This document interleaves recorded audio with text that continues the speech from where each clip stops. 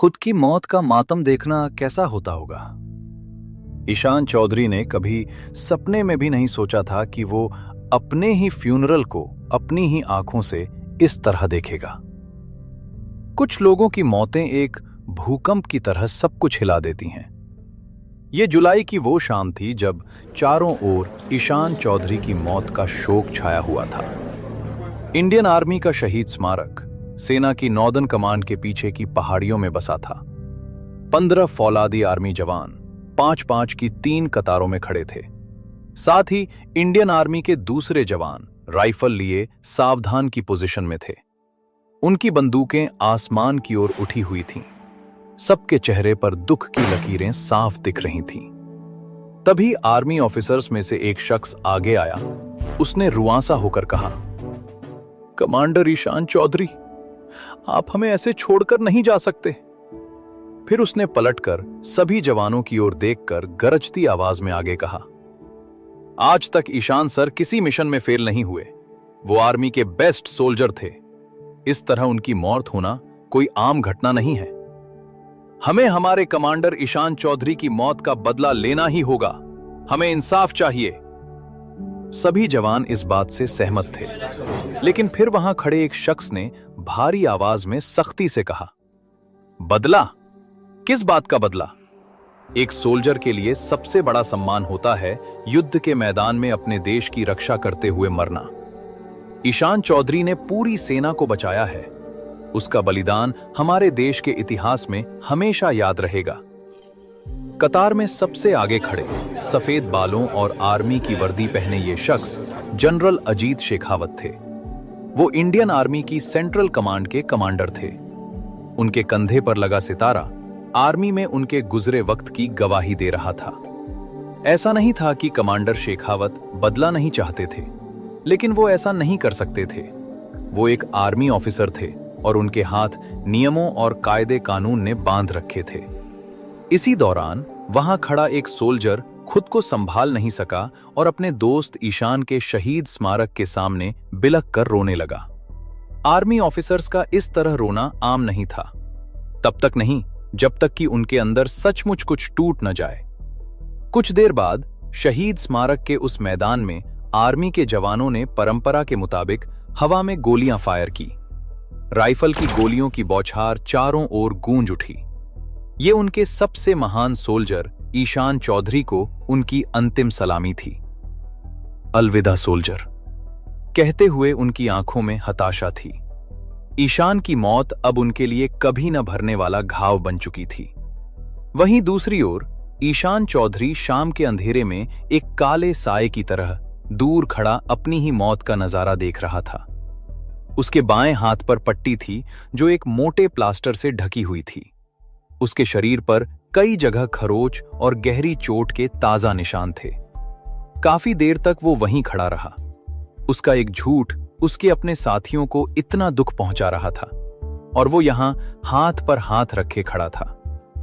उसने भौहें भींचकर अफसोस में खुद से कहा, काश मैं अपने दोस्तों को बता पाता कि मैं जिंदा हूं, लेकिन मैं ऐसा नहीं कर सकता। इस झूठ में ही सबकी भलाई है। इतना घायल होने के बाद भी ईशान के अंदर अपने दुश्मनों से लड़ने का जज्बा बाकी था। उसकी आंखों के सामने हाल ही में हुए जहाजी हमले के फ्लैशबैक दिखने लगे। उसने गुस्से में अपनी मुट्ठी इतनी जोर से भींची कि उसकी उंगलियों की हड्डियां चटक गईं। उसने गुस्से में कहा, मैं अपने दुश्मनों से बदला लेकर रहूंगा, ऑफिसर पृथ्वी और टाइगर। मैं कसम खाता हूं, चाहे मेरा सब कुछ दांव पर क्यों ना लग जाए, लेकिन मैं इस मिशन की तह तक पहुंच के तुम्हारी मौत का बदला लूंगा। जो भी उस शिप अटैक के पीछे था, उसे उसके किए की सजा मिलकर रहेगी। लेकिन अभी भी एक सवाल था जो ईशान को बार बार परेशान कर रहा था कि आखिर उसके दुश्मनों का असली मकसद क्या था। उसके पास बस इतनी जानकारी थी कि समुद्री डाकुओं द्वारा हाईजैक किया गया लगेज और पार्सल भेजने वाला मालवाहक जहाज उनका निशाना था, लेकिन एक साधारण शिप ही क्यों? आखिर उस रहस्यमयी इंटरनेशनल ऑर्गेनाइजेशन के पीछे कौन लोग जुड़े थे? वो वहां उस जहाज को हाईजैकर से बचाने गया था, लेकिन वो एक ट्रैप था। उनके पूरे ऑपरेशन में कई झोल थे। और सेना में होने का मतलब था कि उसके हाथ बंधे हुए थे, वो खुलकर कार्यवाही नहीं कर सकता था। ईशान ने अटैक के उस हंगामे का इस्तेमाल किया। उसने जहाज से कूदकर समुद्र में अपने लापता होने का नाटक किया ताकि अपनी मौत का ढोंग करके लोगों की नजर से ओझल हो सके। ईशान उस दिन गोलियों और समुद्र की लहरों के बीच मौत के बहुत करीब आकर लौटा था। आने वाले वक्त में ईशान ये नहीं जानता था कि उसका नया मिशन और भी मुश्किलों भरा होने वाला है, लेकिन साथ ही इस नए सफर की कड़ियां जिससे जुड़ी हुई थीं, वो कभी ईशान के लिए बहुत खास हुआ करती थी, जो ईशान के अतीत के कुछ दरवाजे खोलने वाली थी। कुछ महीनों के रेस्ट के बाद ईशान के जख्म अब भर चुके थे। वो अपने जवाबों की तलाश में दिल्ली आ पहुंचा। 3 महीनों बाद अक्टूबर की सर्द शाम में ईशान दिल्ली के किंग टावर के बाहर का नजारा देख रहा था। उसने अपनी घड़ी में देखा तो शाम के 6 बज चुके थे। उसके आसपास काफी भीड़ थी। दिन भर का काम खत्म करके ऑफिस एम्प्लॉइज घर जा रहे थे। इस भागती दौड़ती ब्रांडेड कपड़े पहनने वाली भीड़ के बीच ईशान सबसे अलग दिखाई पड़ रहा था। ईशान ने सेना का एक स्टैंडर्ड बैग टांग रखा था, साथ ही मिलिट्री प्रिंट वाली फील्ड जैकेट के साथ हरे कैनवस के फौजी बूट पहन रखे थे। आते जाते लोग उसे अजीब नजरों से देख रहे थे, हालांकि उसे इससे कोई फर्क नहीं पड़ रहा था। अपनी बढ़ी हुई दाढ़ी पर हाथ फेरते हुए उसने 60 मंजिला ऊंचे किंग टावर को ऊपर से नीचे तक निहारा। फिर होंठ भींचकर खुद से कहा, फैसिनेटिंग। तो ये है मिस माया श्रीवास्तव की आसमान को छूती हुई वर्काहॉलिक दुनिया। ईशान को पुराने स्कूल के दिनों की वो शांत और टैलेंटेड लड़की याद आ गई, जो अब दी डॉक्टर माया श्रीवास्तव बन चुकी थी। माया उनकी क्लास की सबसे जीनियस और इंटेलिजेंट स्टूडेंट थी। एक ओर माया स्कूल की पॉपुलर लड़की थी और दूसरी ओर ईशान, चलता फिरता तूफान। उन दिनों जब माया हर क्लास में टॉप कर रही थी, ईशान लड़ाई झगड़ों में उलझा रहता था। ईशान ने एक बार माया से डेट पर चलने के लिए पूछने की कोशिश की थी। एक दिलेर लेकिन अनाड़ी हरकत, जिसका अंजाम सबके सामने एक जोरदार बेइज्जती के साथ हुआ था। उस पल को याद करके ईशान ने मुस्कुराते हुए मन ही मन सोचा, अगर उसने उस दिन इतनी बुरी तरह मना ना किया होता तो शायद मैं कभी आर्मी में भर्ती ही नहीं होता, और ना ही मैं इस दुनिया के सबसे काबिल सोल्जर में से एक बन पाता। एक तरह से देखा जाए तो मुझे उसका शुक्रिया अदा करना चाहिए। ईशान को माया से इतने साल बाद मिलने का एहसास पेट में एक अजीब बेचैनी जैसा महसूस हो रहा था। सोचते हुए उसने खुद से कहा, काश मैं माया से एक अलग हालात में मिलने आता। खैर, मैं सारे रिकॉर्ड छानने के बाद इतने महीनों में बस इतना पता लगा पाया हूं कि हाईजैक हुए जहाज के कुछ सामान का सीधा संबंध माया की कंपनी प्राइम डायनामिक्स से है, लेकिन मैं माया को यह सब नहीं बता सकता। कहीं वो मेरी वजह से किसी मुसीबत में ना पड़ जाए। वैसे इतने साल बाद उससे मिलकर मैं सबसे पहले क्या कहूंगा?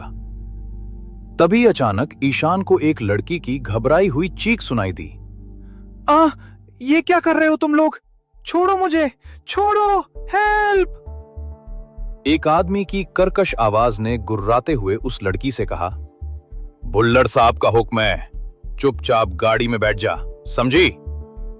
ईशान का सिर आवाज की दिशा में तेजी से घूमा। उसका पूरा शरीर एक फौजी की तरह सख्त हो गया। उसने देखा कि स्कर्ट टॉप पहने ऊंची पोनीटेल वाली एक लड़की 2 भारी भरकम आदमियों के खिलाफ फंसी हुई थी। वो आदमी उसे एक काली एसयूवी में जबरदस्ती धकेल रहे थे। उसने उस लड़की की साइड से एक झलक देखी। खींचातानी के दौरान उस लड़की की एक हाई हील फुटपाथ पर जा गिरी।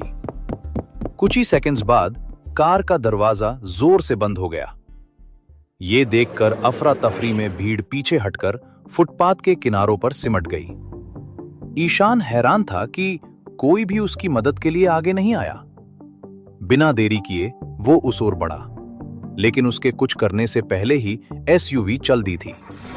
अगले ही पल खिड़की से बाहर झांककर मदद के लिए पुकारता उस लड़की का चेहरा इस बार ईशान को साफ साफ दिखाई दिया, और अचानक ईशान के दिल की धड़कनें एक पल के लिए थम गई।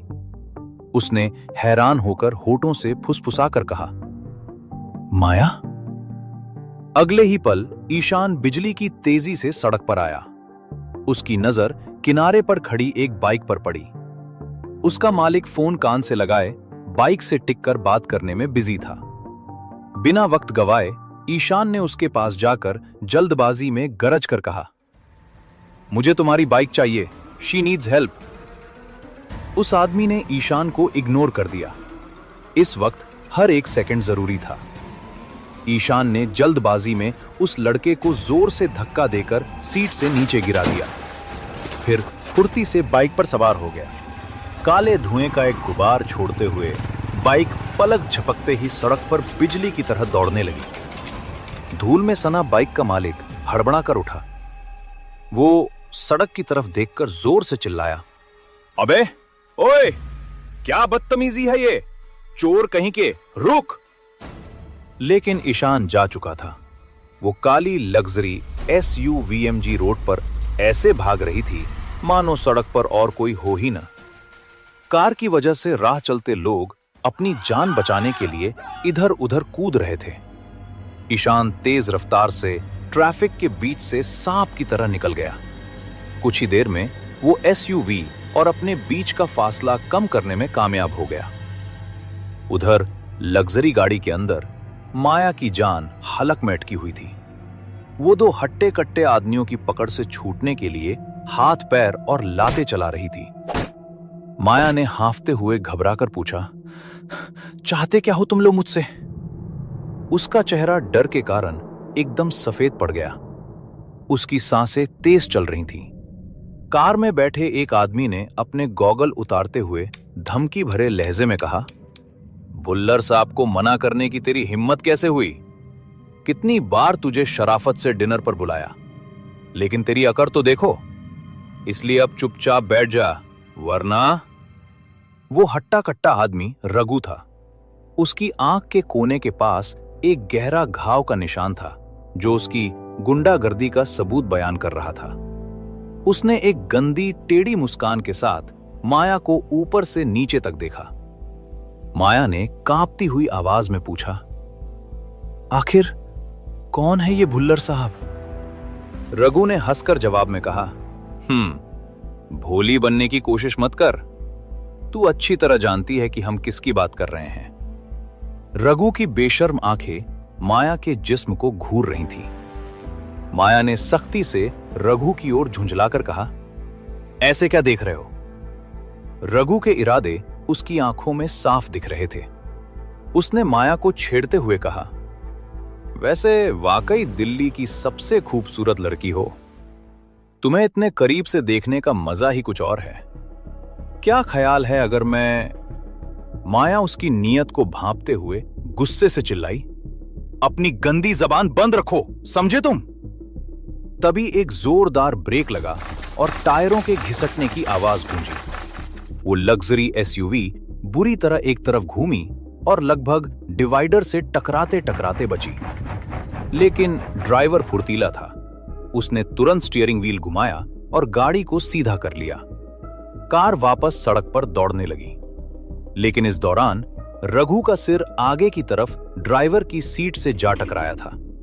उसने झल्लाकर ड्राइवर के सिर के पीछे एक चपत लगाते हुए कहा, अबे देखकर नहीं चला सकता क्या?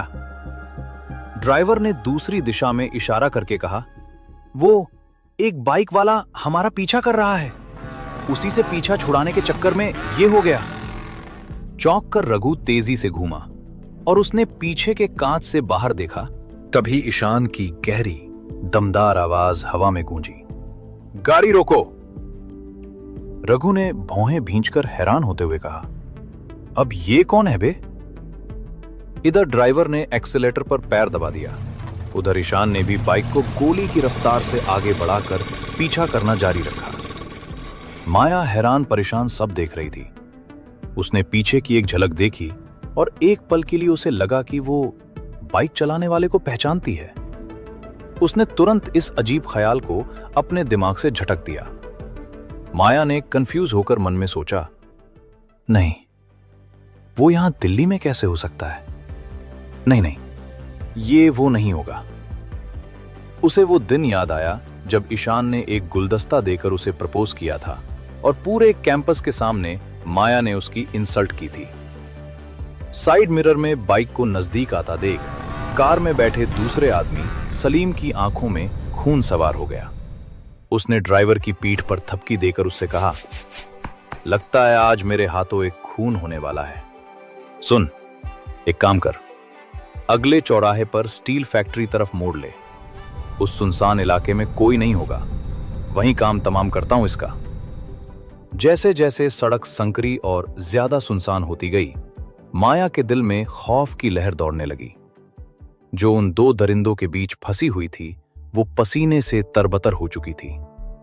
2 मिनट बाद एसयूवी जोरदार ब्रेक के साथ रुक गई। ईशान ने भी बाइक रोकी और अपना पैर घुमाकर नीचे उतरा। वो बिना किसी झिझक के तन के खड़ा हो गया। अगले ही पल गाड़ी का दरवाजा झटके से खुला। गुंडों ने माया को बालों से पकड़कर बाहर उतारा। ये देख ईशान का खून खौल उठा। उसने माया की ओर इशारा करते हुए सलीम से कड़क आवाज में कहा, उसे जाने दो। वहीं दूसरी ओर सड़क की अकेली स्ट्रीट लाइट की रोशनी में माया को जब ईशान का चेहरा साफ दिखाई दिया तो उसने हैरानी से फुसफुसाकर कहा, ईशान, क्या ये सच में तुम हो? ईशान ने माया को बस एक नजर देखा, मानो कह रहा हो कि तुम चिंता मत करो, मैं संभाल लूंगा। माया ने फौरन चिल्लाते हुए कहा, ईशान, तुम अपनी जान खतरे में मत डालो, फौरन पुलिस को फोन करो। तभी सलीम ने जेब से फोल्डिंग चाकू निकालकर खोला। उसने माया के गले पर चाकू की नोक को रखते हुए धमकी देकर कहा, पुलिस को फोन करवाएगी? लगता है तू सीधे तरीके से नहीं मानेगी। और कौन है बे तू? खुद को हीरो समझता है? पतली गली से निकल ले, वरना ये चाकू इसके आर पार कर दूंगा। कई मर्डर किए हैं मैंने, एक और सही। ये कहकर सलीम और रघु हंसने लगे। माया बुरी तरह घबरा गई। चाकू की नोक बहुत तेज थी। उसके गले पर एक हल्का सा कट लग गया, जिससे खून बहने लगा। क्या ईशान माया को बचा पाएगा? रघु और सलीम के भुल्लड़ साहब आखिर है कौन? और उसने माया को क्यों किडनैप करवाया है? ईशान के साथ हुए समुद्री हमले का जिम्मेदार कौन है? स्कूल के दिनों में ईशान के मन में माया को लेकर जो जज्बात थे, क्या वो अभी भी जिंदा है? क्या ये मिशन ईशान और माया को और करीब ले आएगा? जानने के लिए सुनिए इस कहानी का अगला एपिसोड सिर्फ पॉकेट एफएम पर। रघु ने माया के गले से खून बहता देख सलीम को समझाते हुए कहा, सलीम, जरा देख के। याद है ना भुल्लर साहब ने क्या कहा था? ये लड़की बहुत कीमती है। सलीम ने अपनी चाकू की नोक को हटाते हुए माया को धक्का देकर पीछे कर दिया। सलीम के हाथ में चाकू था तो वहीं रघु के पास एक हॉकी स्टिक थी। रघु ने धमकी देते हुए ईशान से कहा, इसे चोट नहीं पहुंचा सकते, लेकिन तुझे अधमरा करके यही फेंक दूंगा और किसी को कानों कान खबर तक नहीं होगी। रघु अकड़ कर चलते हुए ईशान के बिल्कुल सामने आकर खड़ा हो गया। उसके होठों पर एक घिनौनी मुस्कान थी। ईशान ने उसकी किसी बात का कोई जवाब नहीं दिया। अगले ही पल रघु ने ईशान के सर पर हमला करने के लिए हॉकी स्टिक को हवा में घुमाया, लेकिन ईशान ने तुरंत हरकत करते हुए अपने हाथ से बचाव कर लिया और स्टिक 2 टुकड़ों में टूटकर बिखर गई। अगले ही पल ईशान की एक ही जोरदार किक बिजली की तेजी से उठी और सीधे रघु के सीने के बीचों बीच जाकर लगी। एक सूखी हड्डी तोड़ने वाली आवाज गूंजी। रघु कई फीट दूर हवा में उछल गया। रघु कराहने की आवाज के साथ सड़क पर जा गिरा। इससे पहले कि सलीम उस पर चाकू से हमला करता, ईशान एक शिकारी की तरह आगे झपटा। उसने हवा में ही उसका हाथ पकड़कर जोर से घुमा दिया। उसके हाथ से मुड़ने वाला चाकू घूमता हुआ हवा में उछल गया और वो एक जोरदार पंच के साथ जमीन पर गिरा गया। सलीम को अपनी आंखों पर भरोसा नहीं हो रहा था। एक आम कद काठी वाला लड़का उन 2 भारी भरकम आदमियों पर हावी हो रहा था। ईशान के पंच से डरकर उसकी आंखें खौफ से फटकर बाहर आ गईं। इससे पहले कि खुद के बचाव में वो दोबारा कोई कोशिश करता, ईशान ने उन्हें सोचने का मौका ही नहीं दिया। चाकू की ठंडी नोक सलीम की गर्दन पर थी। नुकीले स्टील के एहसास ने उसके पूरे शरीर में सिहरन दौड़ा दी। उसने सरेंडर करते हुए अपने दोनों हाथ ऊपर उठा दिए और कहा, अरे अरे आराम से बात करते हैं ना। ईशान ने एक नजर माया की तरफ देखा और कहा, माया डरो मत, इधर आओ। माया ने अपनी बची खुची एक हील भी पैर से निकाली। वो फुर्ती से दौड़कर ईशान के पीछे छिप गई। उसे अब जाकर थोड़ा सेफ महसूस हुआ। तभी एसयूवी का ड्राइवर वहां से भागने की कोशिश करने लगा। ईशान फौरन उसकी ओर लपका। उसने उसकी कॉलर को पीछे से पकड़कर उसे रोक लिया। ड्राइवर ने गिड़गिड़ाकर कहा, भाई साहब प्लीज मुझे मत मारिए, मैं तो बस गाड़ी चला रहा था। तभी रघु ने जमीन पर पड़े पड़े कराहते हुए कहा, भुल्लर साहब तुझे नहीं छोड़ेंगे। और फिर वो वापस जमीन पर चित्त हो गया। ईशान ने ड्राइवर को तीखी आंखों से देखते हुए कहा, ये भुल्लर साहब कौन है, बता मुझे, और माया के पीछे क्यों पड़े हो तुम लोग। ड्राइवर बुरी तरह घबरा गया। ईशान चाहता तो 2 मिनट में उससे सारा सच उगलवा लेता, लेकिन तभी माया की घबराती हुई आवाज उसके कानों में पड़ी। ईशान, ये जगह बहुत सुनसान है, मुझे यहां रुकना सही नहीं लग रहा, यहां से चलते हैं प्लीज। ईशान ने माया के चेहरे का पसीना देखकर ड्राइवर को वहीं छोड़ दिया। उसने हामी भरकर कहा, तुम घबराओ मत माया, अच्छा ठीक है, तुम कहती हो हम यहां से चलते हैं। ईशान ने पलटकर गुस्से में रघु और सलीम को घूर कर देखा, मानो वो उनकी शक्लें अपने दिमाग में दर्ज कर रहा हो। फिर ईशान बाइक पर जाकर बैठा और माया के पीछे बैठने का इंतजार करने लगा। लेकिन अचानक उसने देखा कि माया पीछे बैठने में थोड़ी झिझक रही थी। उस बाइक की सीट बहुत ऊंची और छोटी थी। अगर वो उस पर बैठती तो उसे ईशान से बिल्कुल सटकर बैठना पड़ता। उसके गालों पर एक शर्म से भरी ऑकवर्डनेस साफ झलक रही थी। ईशान ने पीछे मुड़कर उसे देखा। उसने सवालिया अंदाज में पूछा, क्या हुआ, कोई प्रॉब्लम है? वो बस वहीं खड़ी अपना होठ दांतों से काटते हुए नजरें चुरा रही थी।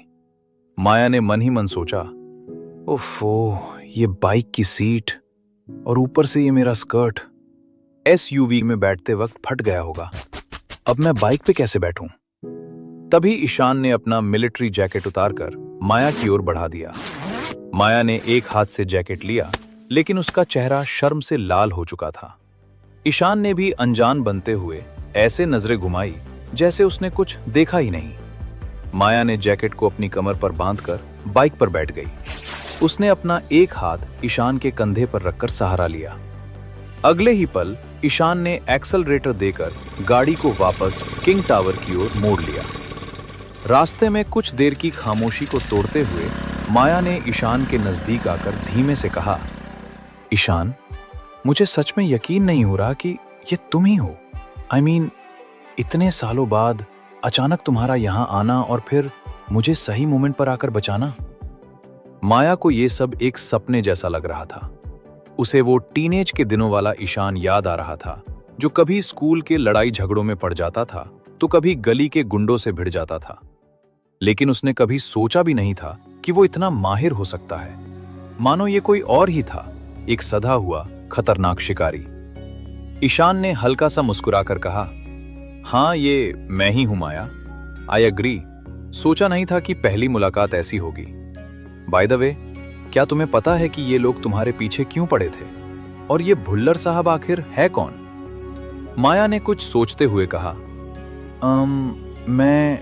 मुझे ठीक से नहीं पता। शायद यह आदमी उस मामले से जुड़ा हो सकता है। उसकी आवाज काफी धीमी थी। अचानक माया ने बात बदलकर सवालिया अंदाज में पूछा, वैसे तुम दिल्ली में क्या कर रहे हो? तुम तो आर्मी में थे ना?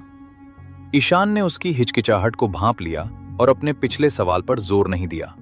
उसने धीमे से मुस्कुराकर जवाब में कहा, मैंने आर्मी की जॉब छोड़ दी।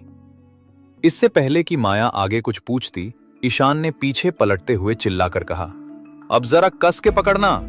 एक शख्स से ये बाइक उधार ली थी, जल्दी पहुंच गए तो शायद वो वहीं खड़ा मिल जाए। फिर ईशान ने एक्सेलरेटर घुमाया और बाइक तेजी से आगे बढ़ी। ऐसा लगा कि वो पूरी तरह से भूल गया था कि पीछे छोटी सी सीट पर माया मुश्किल से बैठी थी। अचानक आई तेजी से माया लगभग नीचे गिर ही गई थी। उसने चीखते हुए आगे की ओर झपटकर अपने आप को बचाने की कोशिश की और उसके हाथ ईशान की मजबूत कमर से कस कर लिपट गए। लगभग 10 मिनट तक उस रफ्तार भरी सवारी के बाद आखिरकार ईशान ने किंग टावर के एंट्रेंस पर बाइक रोकी। फाइनली माया ने राहत की एक लंबी सांस ली। वो बाइक के पूरी तरह रुकने से पहले ही नीचे कूद गई। ईशान ने लापरवाही से कहा, लो हम पहुंच गए। उसने चारों ओर देखा, लेकिन जिस आदमी से उसने बाइक उधार ली थी वो कहीं नजर नहीं आया। उसने बाइक को किनारे खड़ा कर दिया, ये सोचकर कि बाइक का ओनर उसे खुद ढूंढ लेगा। दूसरी ओर माया अपनी कमर पर बंधी जैकेट को कस रही थी। उसने अपने बालों की एक लट को कान के पीछे करते हुए पूछा, तो ईशान, दिल्ली कैसे आना हुआ? ईशान ने हल्की मुस्कान के साथ कहा, मैं काम की तलाश में यहां आया हूं। सुना है कि प्राइम डायनामिक्स में एक सिक्योरिटी सुपरवाइजर की वैकेंसी निकली है। मुझे लगा कि मेरे लायक काम है, तो सोचा अपनी किस्मत आजमा लूं। माया की आंखों में एक अजीब सी चमक उठी। उसने मुस्कुराकर कहा, ओह अच्छा, ऐसा है तो शायद इस मामले में मैं तुम्हारी कुछ मदद कर सकती हूं। माया ने दोबारा अपने बालों में हाथ फेरते हुए आगे कहा, दरअसल मैं प्राइम डायनामिक्स के रिसर्च और डेवलपमेंट डिपार्टमेंट की डायरेक्टर हूं। मैं सिक्योरिटी डिपार्टमेंट के एचआर से तुम्हारे लिए बात कर सकती हूं। ईशान ने हैरानी से अपनी भौं ऊपर उठाई और अनजान बनते हुए कहा, यह तो बहुत अच्छी बात है। क्या तुम वाकई ऐसा कर सकती हो? Thank you so much. Ishaan जानता था कि वो क्या करती है, लेकिन ये बात राज रखने में ही उसकी भलाई थी। दोनों की बातचीत के दौरान अचानक चलते हुए माया को पैर में बहुत तेज दर्द उठा और वो लड़खड़ाकर जमीन पर गिर पड़ी। माया ने चीखते हुए कहा, आह, मेरा पैर! ईशान ने चौंक कर पूछा, क्या हुआ माया, तुम ठीक तो हो ना? उसकी नजर माया के पैरों पर गई। दरअसल किडनैपिंग के दौरान माया की एक हील गिर गई थी। वो नंगे पैर चल रही थी। तभी उसका पैर रोड पर बिखरे गाड़ी के टूटे कांच के टुकड़ों पर पड़ गया। ईशान ने जल्दबाजी में मन ही मन सोचा, मुझे कुछ करना होगा। घाव काफी गहरे हैं, कांच भी सावधानी से निकालना होगा। माया के पैर में दर्द इतना तेज उठा था कि वो मुश्किल से सांस ले पा रही थी। चलना तो दूर की बात थी। उसका चेहरा दर्द से पीला पड़ गया था। उसके होंठ कांप रहे थे। उसने अपने दोनों हाथों से घायल पैर को पकड़ रखा था। माया ने हांफते हुए कहा, मेरे ऑफिस में फर्स्ट एड किट है, क्या तुम मेरे लिए वो ला सकते हो? अंधेरा घिर रहा था और सड़कें सुनसान हो रही थी। ईशान उसे इस तरह फुटपाथ पर अकेला नहीं छोड़ सकता था। बिना एक पल भी सोचे वो नीचे झुका और एक झटके में माया को अपनी गोद में उठा लिया। माया की सांसें अटक गईं। उसने घबराते हुए कहा, अरे ईशान, ये क्या कर रहे हो तुम? ईशान ने उसकी आंखों में देखते हुए चिंता जताकर कहा, I am just trying to help you Maya. तुम्हारे पैर से कितना खून बह रहा है। हमें तुरंत कांच के टुकड़े निकालने होंगे। तुम्हारा ऑफिस कौन से फ्लोर पर है, जल्दी बताओ। इस तरह किसी अजनबी की बाहों में अपनी ही कंपनी के सामने उठाया जाना माया के लिए बेहद शर्मिंदगी भरा था। उसे लग रहा था जैसे कोई तमाशा हो रहा है और सब उसे ही देख रहे हैं। माया ने इधर उधर देखते हुए नाराजगी से कहा, मुझे नीचे उतारो। ईशान ने उसकी बात को पूरी तरह से नजरअंदाज कर दिया। वो कंपनी के मेन गेट की ओर तेजी से बढ़ने लगा। उसने जल्दबाजी दिखाकर कहा, माया जल्दी बताओ, कौन सा फ्लोर है? उसकी जिद के आगे माया की एक न चली। उसने हकलाते हुए कहा, 16th floor, diamond tower. Ishan इतना कैजुअली माया को अपनी बाहों में उठाए हुए था जैसे ये कोई मामूली बात हो। वो लॉबी से गुजरता हुआ सीधा लिफ्ट की ओर बढ़ गया। ऑफिस के बाद भी जो एम्प्लॉइज वहां रुके हुए थे वो बस मुंह खोले उसे देखते ही रह गए। किसी ने फुसफुसाकर पूछा, वो डॉक्टर श्रीवास्तव है ना? एक और आवाज आई, क्या मैं सपना देख रहा हूं? क्या अभी अभी कोई आदमी डॉक्टर श्रीवास्तव को गोद में उठाकर बिल्डिंग के अंदर ले गया है। जो भी उस नजारे को देख रहा था, उनके बीच एक हैरान करने वाली फुसफुसाहट की लहर दौड़ गई। माया कोई मामूली हस्ती नहीं थी। वो रिसर्च एंड डेवलपमेंट डिपार्टमेंट के पीछे की असली जीनियस थी। वो भारत के मैकेनिकल फिजिक्स क्षेत्र में एक जाना माना नाम थी और दिल्ली के सबसे रेप्यूटेड परिवारों में से एक की खूबसूरत लेकिन बेहद गुस्सैल और सबसे दूरी बनाए रखने वाली लड़की। एक ऐसी लड़की जिसने आज तक किसी लड़के को अपने पास भटकने तक नहीं दिया था। उसे किसी लड़के द्वारा इस तरह उठाकर ले जाते देखना किसी धमाकेदार खबर से कम नहीं था। देखते ही देखते कंपनी का व्हाट्सएप ग्रुप मैसेजों की बाढ़ से भर गया। एक एम्प्लॉय ने गॉसिप अंदाज में लिखा, अरे दोस्तों, तुम लोगों ने देखा क्या? अभी अभी एक लड़का डायरेक्टर श्रीवास्तव को ऊपर उठाकर ले गया। जिस पर एक दूसरे शख्स ने तुरंत जवाब दिया, मजाक कर रहा है क्या? वो तो किसी को भाव तक नहीं देती, कुछ भी बकवास मत कर। तभी किसी तीसरे व्यक्ति का मैसेज आया, रुको रुको सब लोग, ये देखो जरा। उसने एक छोटी सी वीडियो क्लिप ग्रुप में भेजी जिसमें ईशान बड़े कॉन्फिडेंस से लिफ्ट की ओर बढ़ रहा था और माया उसकी बाहों में थी। उसका चेहरा शर्म से लाल था और उसने ईशान के सीने में अपना मुंह छिपा रखा था। साथ ही ईशान के पैंट से मैचिंग मिलिट्री प्रिंट जैकेट माया की कमर पर बंधी थी। पूरा सीन किसी फिल्मी कपल जैसा लग रहा था। इसके बाद नोटिफिकेशन की बाढ़ आ गई और ऑफिस का ग्रुप एक गॉसिप चैट बन गया। ऐसा लग रहा था कि पूरा डायमंड टावर इस खबर से दहल उठा है। वहीं दूसरी ओर माया जानती थी कि ईशान की ये मदद उस पर भारी पड़ने वाली थी। माया के फोन में भी साइलेंट नोटिफिकेशंस रिसीव हो रहे थे। एम्प्लॉयज नहीं जानते थे कि माया उस ग्रुप में एक अननोन नंबर से एडिट थी। वहीं दूसरी ओर ग्रुप में एक और शख्स ये वीडियो देख चुका था, जिसे देखकर उसने ना खुश होकर अपना फोन टेबल पर पटककर खुद में बुदबुदाते हुए सोचा, माया इस तरह, वो भी ऑफिस में। मुझे इस लड़के के बारे में पता लगाना होगा। वहीं दूसरी ओर ईशान इस बात से बिल्कुल बेखबर था कि अभी अभी उसने प्राइम डायनामिक्स में नौकरी मिलने से पहले ही एक दुश्मन बना लिया था। आखिर ये शख्स है कौन? क्या होगा जब माया ऑफिस एम्प्लॉयज के मैसेज पढ़ेगी? कहीं ईशान की फिक्र माया पर भारी तो नहीं पड़ जाएगी? क्या इस सब के बाद माया ईशान को ऑफिस ज्वाइन करने में मदद करेगी भी या नहीं? कहीं ईशान अपने मिशन के पहले पड़ाव में ही फेल तो नहीं हो जाएगा? प्राइम डायनामिक्स में छुपे राज तक ईशान कैसे पहुंच पाएगा? जानने के लिए सुनिए इस कहानी का अगला एपिसोड सिर्फ पॉकेट एफएम पर। माया के ऑफिस ग्रुप में ईशान का उसे गोद में उठाकर ले जाना अब एक सेंसेशनल न्यूज बन चुका था। माया अभी इस बात से अनजान थी, लेकिन इसी दौरान व्हाट्सएप ग्रुप में कंपनी के वाइस प्रेसिडेंट खन्ना ने मैसेज करते हुए कहा, तुम लोगों के पास कोई काम नहीं है क्या? सब काम पर लग जाओ, यहां अब कोई मैसेज नहीं आना चाहिए। और एक पल में ग्रुप चैट में मौत जैसा सन्नाटा छा गया। किसी ने भी आगे कुछ कहने की हिम्मत नहीं की। जतिन खन्ना माया और ईशान को साथ देखकर चिढ़ गया था। 16वां फ्लोर पर जतिन खन्ना अपने ऑफिस कैबिन में था। प्राइम डायनामिक्स में कुछ लोग उसे वीपी खन्ना कहकर भी एड्रेस करते थे। 30 साल का एक टॉल पर्सनालिटी वाला शख्स जो इस वक्त अपनी दाढ़ी पर हाथ फेरते हुए गुस्से से अपने मोबाइल को देख रहा था। जतिन खन्ना ने वीडियो को आगे पीछे करते हुए ईशान पर नजर गड़ाकर खुद से कहा, यह है कौन आखिर? तभी दरवाजे पर दस्तक हुई। जतिन ने तेज आवाज में चिल्लाकर कहा, कम इन। एक हांफता हुआ भारी भरकम शरीर वाला आदमी अंदर आया। ये विमल वाधवा की दस्तक थी, जो जतिन खन्ना की चमचागिरी करने में हमेशा एक कदम आगे रहता था। उसने हांफते हुए कहा, सर, वो सिक्योरिटी सुपरवाइजर पोजीशन के लिए सभी एप्लीकेंट्स के इंटरव्यू हो गए हैं। आपने कहा था कि इंटरव्यू के बाद आप उनसे मिलना चाहते हैं।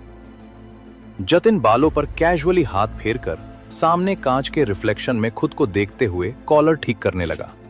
उसने खुद को निहारते हुए विमल से पूछा, पहले ये बताओ कैसा लग रहा हूं मैं? विमल ने खिखी करते हुए अपने दांत दिखाकर कहा, सर, आपकी तो पर्सनालिटी ही दमदार है। आपको देखकर एप्लीकेंट्स की वैसे ही हवा टाइट हो जाएगी। जतिन खन्ना ने एक टेढ़ी मुस्कान दी, फिर अपनी घड़ी पर एक नजर डाली और फिर जल्दबाजी दिखाकर कहा, अच्छा ठीक है, इट्स गेटिंग लेट और मैं आज किसी और से मिलने जा रहा हूं। वैसे टोटल कितने लोग हैं बाहर? विमल ने हाथ में पकड़ी हुई फाइल देखते हुए कहा, कुल 16 एप्लीकेंट्स हैं सर। एप्लीकेशंस रिव्यू करके सिर्फ शॉर्ट लिस्टेड लोगों को ही रुकने कहा है। जतिन ने कुछ सोचते हुए कहा, ओके, लेकिन मैं सीधा उनसे कल मिलूंगा, उनके फिजिकल टेस्ट के पहले। सबको कल सुबह का टाइम दे दो। विमल ने हामी भरते हुए कहा, समझ गया सर। इससे पहले कि विमल पलट कर वहां से जाता, जतिन ने उसे दोबारा आवाज लगाकर पूछा, वैसे विमल, क्या तुमने कंपनी के व्हाट्सएप ग्रुप में आया वीडियो देखा? विमल वाधवा वहीं जम गया। उसकी छोटी छोटी आंखें घबराहट में इधर उधर घूमने लगी। बात समझकर उसने चिंता के साथ कहा, सर आप टेंशन मत लीजिए, मैं तुरंत उस लड़के के बारे में पता लगाता हूं। जतिन ने एक टेढ़ी मुस्कान के साथ कहा, गुड, बहुत समझदार हो गए हो तुम। अब जाओ, जाके काम पर लग जाओ। विमल जतिन के बिन बोले इशारा समझने में माहिर था। उसने बाहर निकलकर दरवाजा बंद किया और कुछ सेकंड के लिए मोबाइल निकालकर स्क्रीन को घूरने लगा। वहीं दूसरी ओर माया के कैबिन के अंदर ईशान ने फर्स्ट एड किट खोली। उसने उसमें से कॉटन, एंटीसेप्टिक और बैंडेज निकाली। फिर सावधानी से माया के पैर में चुभे कांच के टुकड़ों को निकालकर साफ किया। इस वक्त ईशान जमीन पर अपने घुटनों के बल बैठा था और माया के लंबे मुलायम पैर एक कुर्सी पर टिके हुए थे। पट्टी बांधते वक्त ईशान माया के जितना करीब आता, उसे एक अजीब सा खिंचाव महसूस होता। बार बार उसकी धड़कनें बढ़ जाती थीं। वो बीच बीच में माया के पैरों से नजरें हटाकर दूसरी ओर देखने लगा। वो माया की शाइनेस को भी अच्छे से समझ रहा था। ईशान ने केयरिंग अंदाज में कहा, अब कम से कम आधे घंटे तक इस पर वजन मत डालना। माया ने हामी भरते हुए अपना सिर नीचे झुकाए रखा। उसका चेहरा अभी भी शर्म से लाल था। एक पल बाद उसने आखिरकार ऊपर देखा और ईशान से नजरें मिलाते हुए कहा, Ishaan, thank you so much. आज जो कुछ भी तुमने किया, अपनी जान खतरे में डाली, इट मीन्स अ लॉट।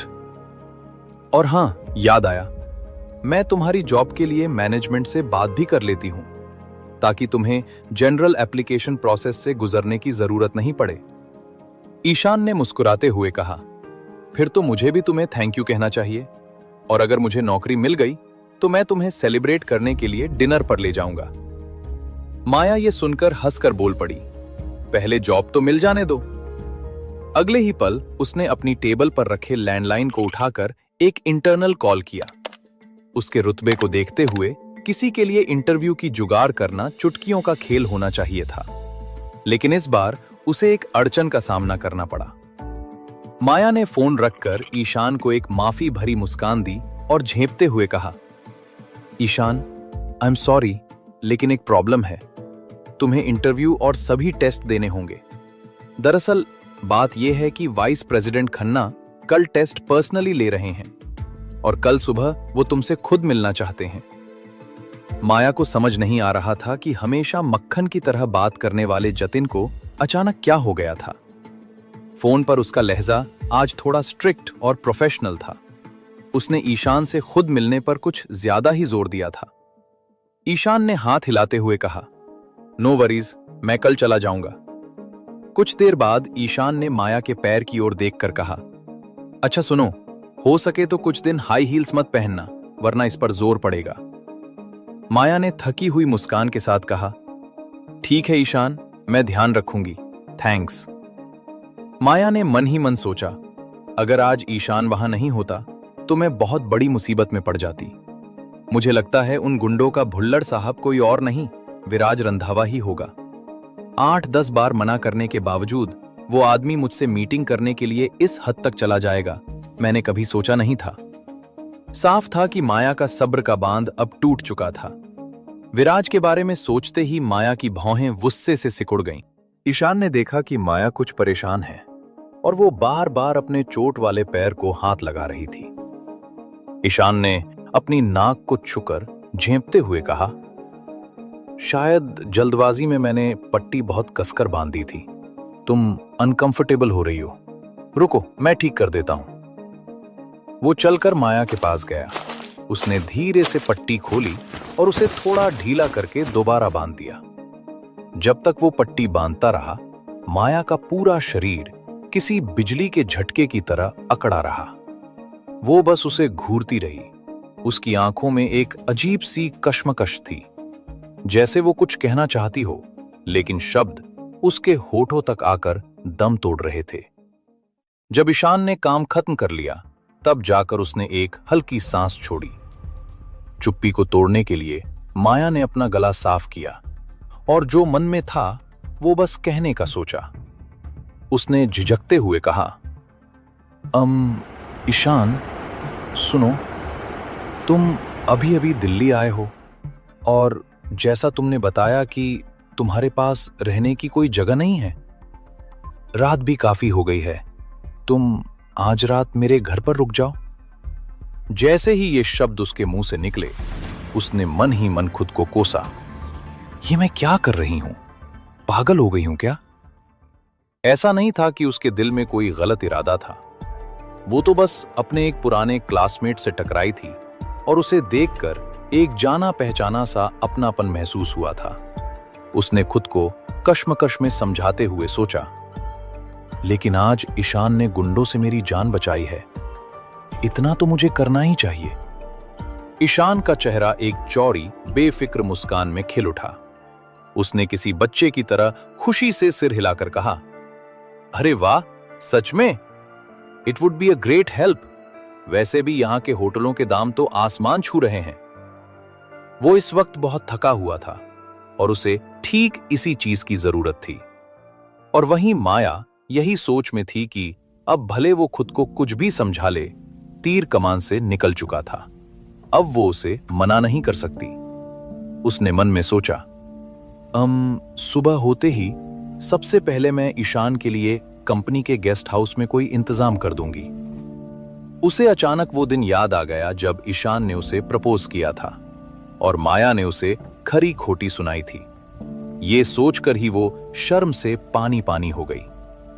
आज की रात उसके लिए बहुत अजीब और लंबी होने वाली थी। वहीं दूसरी ओर माया के ऑफिस के बाहर विमल वाधवा अब तक अपना कान दरवाजे से चिपकाए खड़ा था। उसने जैसे ही उन्हें निकलने की तैयारी करते सुना, वो फुर्ती से पीछे हट गया। उसने उनकी पूरी बातचीत तो नहीं सुनी थी, लेकिन उसने वो एक हिस्सा सुन लिया था जो सबसे ज्यादा मायने रखता था। विमल के चेहरे पर एक टेढ़ी जीत की मुस्कान थी। उसने अपने लालचपन में सोचा, आज रात उसके घर पर रुकेगा। वाह, ये तो जैकपॉट लग गया। मुझे तुरंत वीपी खन्ना को ये खबर देनी होगी। इस खबर के बदले में उसे जो इनाम मिलेगा, उस ख्याल से ही उसका चेहरा चमक रहा था। दूसरी ओर ईशान और माया कुछ देर बाद बिल्डिंग से बाहर पार्किंग एरिया में आ गए। माया के पैर में तकलीफ थी, इसलिए ईशान ड्राइविंग सीट पर बैठ गया। दोनों माया के अपार्टमेंट के एड्रेस की ओर चल दिए। जैसे ही माया उसे अपनी शानदार बिल्डिंग की तरफ ले जाने लगी, उसके अंदर एक अजीब सी घबराहट होने लगी। यह पहली बार था जब वो किसी लड़के को अपने घर ला रही थी। इस ख्याल भर से उसके रोंगटे खड़े हो गए थे। वो लॉबी से लगभग भागते हुए गुजरी, अपना सिर नीचे झुकाए। वो मन ही मन प्रार्थना कर रही थी कि उसका कोई पड़ोसी न मिल जाए। अपने फ्लैट के सामने माया ने फुसफुसाते हुए ईशान का हाथ पकड़कर उसे अंदर खींचते हुए कहा, ईशान अंदर आओ जल्दी। उसने ईशान को ऐसे अंदर खींचा जैसे वो कोई गैर कानूनी सामान की स्मगलिंग कर रही हो। उसने जोर से दरवाजा बंद किया और उसी से अपनी पीठ टिकाकर हांफते हुए खड़ी हो गई। ईशान ने उसकी हालत देखकर हंसते हुए कहा, अरे आराम से, हम कोई बैंक लूट कर नहीं भागे हैं, इतना घबराई हुई क्यों हो? माया ने अंधेरे में स्विच ढूंढते हुए कहा, बस चुप रहो और वहीं खड़े रहो। उसने दीवार पर लगा एक लैंप जला दिया। मध्यम रोशनी में ईशान उसके पास से गुजरकर अंदर आया। उसकी आंखें खुली की खुली रह गईं। उसका अपार्टमेंट बहुत बड़ा था, 4 बेडरूम, 2 बाथरूम और सब कुछ शानदार यूरोपियन स्टाइल के फर्नीचर से सजा हुआ था। यह कंपनी का दिया हुआ अपार्टमेंट था। एंट्रेंस गेट के ठीक सामने फर्श से छत तक की एक विशाल खिड़की थी, जिससे दिल्ली का खूबसूरत नजारा दिख रहा था। रात के अंधेरे में शहर की रोशनी तारों की तरह जगमगा रही थी। लेकिन अगर माया का बस चलता तो वो कभी इतने बड़े घर में अकेले नहीं रहती। 1 या 2 बेडरूम का फ्लैट उसके लिए काफी था। ईशान ने इंप्रेस होकर माया को मजाकिया अंदाज में कहा, दिल्ली में ऐसी जगह तो करोड़ों की होगी, है ना? अब समझ आ रहा है कि प्राइम डायनेमिक्स में डायरेक्टर होने का क्या मतलब है। वाह, तुम्हारी तो बहुत ऐश है। माया ने उसकी बात काटते हुए कहा, यह कंपनी का अपार्टमेंट है, मेरा नहीं। वो ईशान को सीधे एक खाली बेडरूम की तरफ ले गई।